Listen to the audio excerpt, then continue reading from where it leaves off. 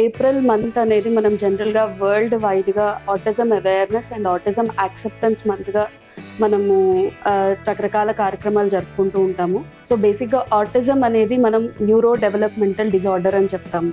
What is autism అని కనుక నేను చెప్పాలి అనుకుంటే, I will consider autism as a personality. So మనము థింగ్స్ని, ఎన్విరాన్మెంట్ని మనం ఎలా రిసీవ్ చేసుకుంటున్నాం, మనం ఎలా ప్రాసెస్ చేసుకుంటున్నాం, అలాగే మనం ఎలా రెస్పాండ్ అవుతున్నాము అనే దానికి, అలాగే ఆటిజం స్పెక్ట్రమ్లో ఉన్న పిల్లలు వాళ్ళు రిసీవ్ చేసుకునే విధానము, అలాగే వాళ్ళు రెస్పాండ్ అయ్యే విధానం కొంచెం వేరుగా ఉంటుంది. అలా నా అబ్నార్మల్ అని అయితే నేను కన్సిడర్ చేయను. సో మీరు ఒక స్ట్రైట్ లైన్ తీసుకోండి, అలాగే ఒక కర్వ్డ్ లైన్ తీసుకోండి. స్ట్రైట్ లైన్ గొప్ప, కర్వ్డ్ లైన్ గొప్ప అంటే everything has its own characteristics. అలాగే ఆటిజం స్పెక్ట్రమ్లో ఉన్న పిల్లలందరూ కూడా they can process the things differently and they will respond in a way that they are processing. అంతే తప్ప అదొక లైఫ్ లాంగ్ ప్రాబ్లము, లేకపోతే ఆటిజం స్పెక్ట్రమ్లో ఉన్న పిల్లలు వాళ్ళు ఒక స్పెషల్ చిల్డ్రన్గా కన్సిడర్ చేయాల్సిన అవసరం లేదు.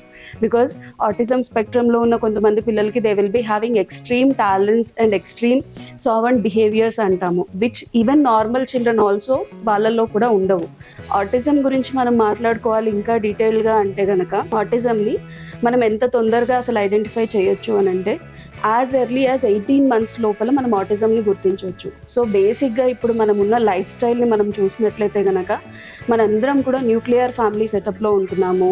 బోత్ పేరెంట్స్ వర్కింగ్ కండిషన్లో ఉంటున్నారు. చాలామంది ఇప్పుడు ఒకప్పుడు మన చిన్నప్పుడు తాతయ్యలు, అమ్మమ్మలు, బాబాయిలు, పిన్నులు ఇలా జాయింట్ ఫ్యామిలీ కల్చర్ ఉండేది. అలాగే ఎన్విరాన్మెంట్ తోటి కూడా మనకి చాలా ఎక్స్ప్లోరేషన్ ఉండేది.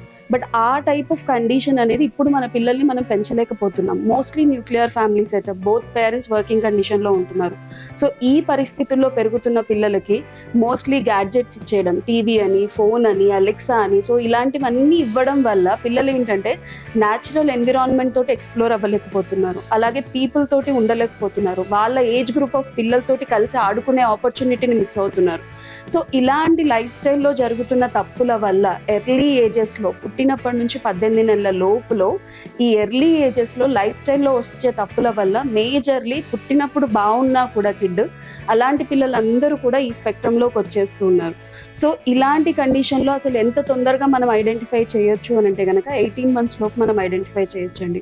మనకి ఏం కనిపిస్తాయి, ఏం సైన్స్ చూసి పేరెంట్స్ గుర్తుపట్టొచ్చు అని అంటే కనుక, మనం పిలవగానే కిడ్ మన వైపు చూస్తున్నాడా లేదా, అంటే ఐ కాంటాక్ట్ పే చేయగలుగుతున్నాడా లేదా, అలాగే మనం ఏదైనా నేమ్ పెట్టి పిలిచినప్పుడు, కిడ్ పేరు పెట్టి పిలిచినప్పుడు నేమ్ కాల్కి రెస్పాండ్ అవ్వగలుగుతున్నాడా లేదా, అండ్ ఇంకోటి ఏంటంటే సోషల్లీ అందరితో మింగిల్ అవ్వగలుగుతున్నాడా లేదా కిడ్. అంటే ఇప్పుడు మనందరం కలిసి ఇక్కడ ఆడుకుంటున్నాము, కిడ్ ఒక్కటి సపరేట్ వెళ్ళిపోయి తన జోన్లో తను ఆడుకుంటూ ఉన్నాడు, మనతో మింగిల్ అవ్వలేకపోతున్నాడు, సోషల్లీ ఐసోలేట్ అవుతున్నాడు.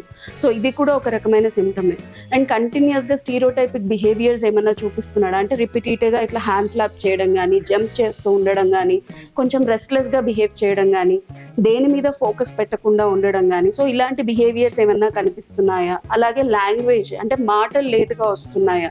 సో ఇలాంటి ఎర్లీ సైన్స్ కనుక మీరు చూస్తున్నట్లయితే, మీ పిల్లల్లో అవ్వచ్చు, అలాగే మీ ఫ్రెండ్స్, రిలేటివ్స్ పిల్లలు ఎవరిలో అయినా సరే, ఎర్లీగా ఎంత తొందరగా మనం గుర్తించగలిగితే, ఈ ఆటిజంలో ఉన్న పిల్లల్ని ఎంత తొందరగా మనం గుర్తించగలిగితే, మళ్ళీ ఈ కండిషన్ని కంప్లీట్గా రివర్స్ చేసే ఆపర్చునిటీ కూడా ఉంటుంది మనకి.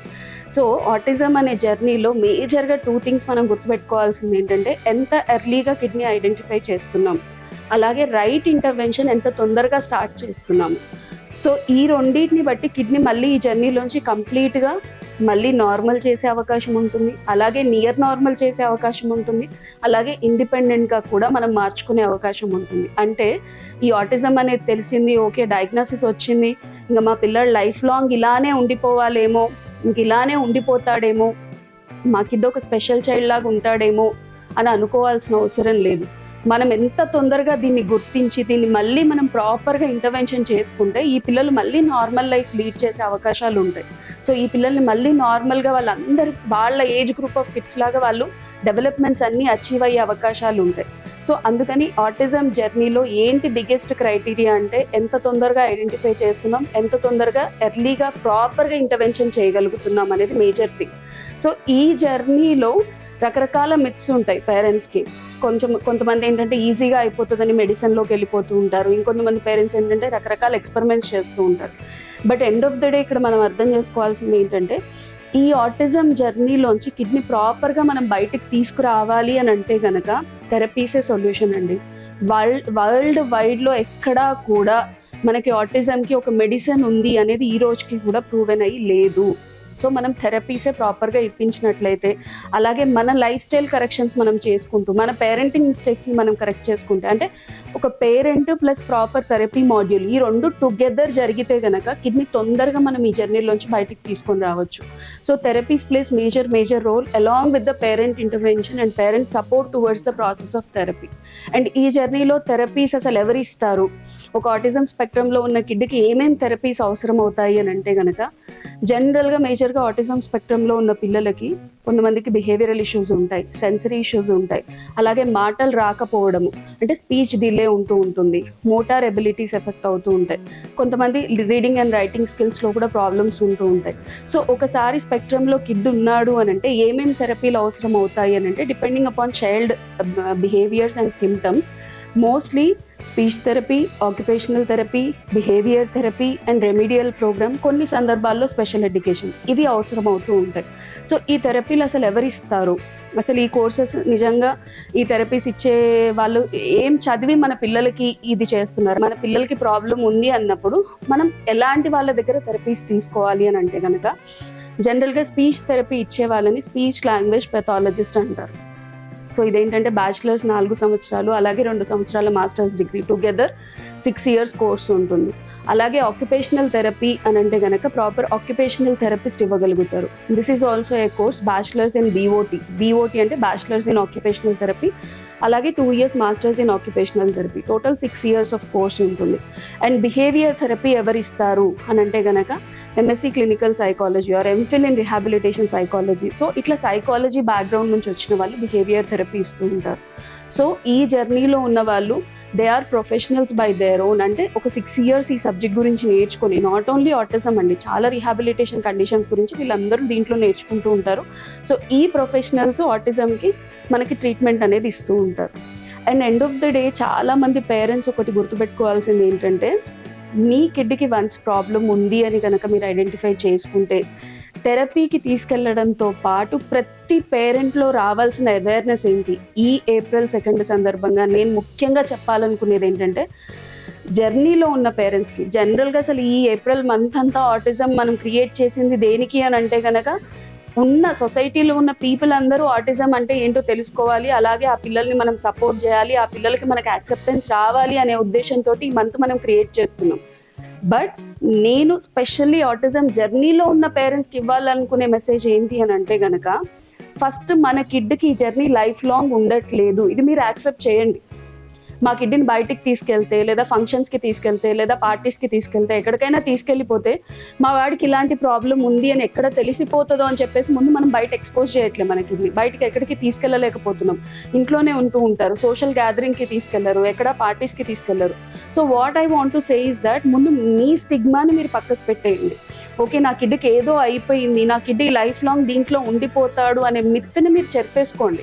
సో కిడ్ జర్నీలో కొన్ని రోజులు ఈ ప్రాబ్లం ఉంది. ఎంతమంది అండి ఇప్పుడు ఈ వీడియో చూసే వాళ్ళలో చాలామంది IITians ఉంటారు, చాలామంది సాఫ్ట్వేర్స్ ఉంటారు, లేకపోతే చాలామంది డాక్టర్స్ కూడా ఉండొచ్చు, లేకపోతే ఇంకేదైనా ప్రొఫెషనల్లో అయినా ఉండుండొచ్చు.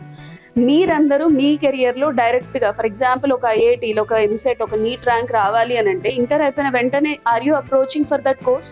నో కదా. ఒక లాంగ్ టర్మ్ కోర్స్ తీసుకుంటారు, ఒక సబ్జెక్ట్లో ప్రాబ్లం ఉందంటే ఎక్స్ట్రా కోర్సెస్ దానికి అటెండ్ అవుతారు, మళ్ళీ లైఫ్లో ఒక 2 years ఎక్స్ట్రా మనం జర్నీ చేసి మన గోల్ కోసం మనం అచీవ్ అవుతాం. సేమ్ థింక్ లైక్ దట్, మన కిడ్ ఓవరాల్ గ్రోత్ ఏదైతే ఉందో, మన కిడ్ ఓవరాల్ జర్నీ ఏదైతే ఉందో, ఒక 2 సంవత్సరాలు లేదా 1 సంవత్సరం ఆ కిడ్కున్న సివియారిటీ ఏజ్ని బట్టి ఆ కిడ్కి కొంచెం స్పెషల్ కేర్ అవసరం అవుతుంది. ఆ కిడ్ జర్నీలో మన ఎనర్జీ కొంచెం ఎక్కువగా పెట్టాల్సి వస్తుంది. But that does not mean that kid ఈ జర్నీలోనే ఉండిపోతాడు, నా కిడ్ ఇలానే ఉండిపోతాడేమో అనే మీ భయమే మీ కిడ్ని ఇంకా అందులోనే ఉంచుతుంది. ఫస్ట్ మీరు యాక్సెప్ట్ చేయండి, మీ కిడ్ యాజ్ ఇట్ ఈజ్ వాడు ఉన్న దాన్ని మీరు యాక్సెప్ట్ చేయండి. మిమ్మల్ని మీరు నమ్మక్కర్లేదు, థెరపీని మీరు నమ్మక్కర్లేదు, but definitely in the spectrum ప్రతి పేరెంట్ నమ్మాల్సింది ఎవరిని అంటే కిడ్ ఎబిలిటీని నమ్మాలి. ఆ ఎబిలిటీని నమ్మి ముందు మనం యాక్సెప్ట్ చేసుకుంటే సొసైటీ ఆటోమేటిక్గా యాక్సెప్ట్ చేస్తుంది. ముందు మన కిడ్కున్న ఇష్యూస్ని, మన కిడ్ని, వాడి ఎబిలిటీని, వాడి ఫ్యూచర్ని మనం నమ్మితే సొసైటీ ఆటోమేటిక్గా నమ్ముతుంది. సో మై డియర్ పేరెంట్స్, ఈ వీడియో ద్వారా నేను మీ అందరికీ చెప్పాలనుకునేది ఏంటంటే, I respect all the parents and your efforts in this journey, but I want you to accept the first before expecting the society to accept this journey. So thank you.